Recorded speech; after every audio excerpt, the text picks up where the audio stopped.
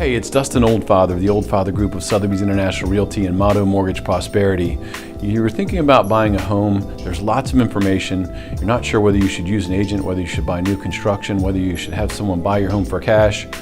Here's what you need to know about today's market for real estate buyers. Well, what's happening in the current environment is that buyers have a tremendous amount of information, and that's a good thing. Buyers have resources like the portals, which are Zillow, Trulia, Realtor.com, and Homes.com. There are a few others, but those are the primary players.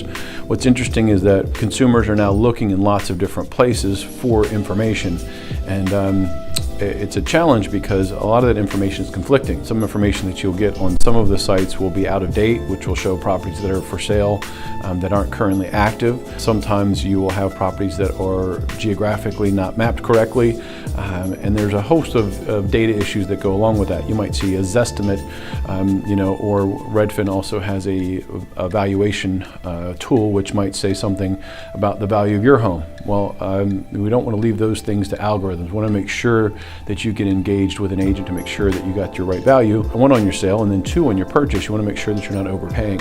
So consumers are getting lots of information about their potential purchase, and what happens is something that's called the paradox of choice, is that once we get too much information, it gets harder and harder to make a decision because we don't want to make the wrong one.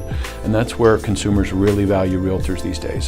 The two primary places that consumers value realtors is number one, on helping to select the right properties and find the right properties. And number two is in negotiating the contract. And those things are both difficult and can be problematic if you try to go it alone. Obviously, if you're going to take the risk of selling your home and at the same time purchasing a home, which is that transition, we want to do everything we can to bulletproof that transition because there's a lot of risk if something goes wrong. And that's where people really find value in real estate agents.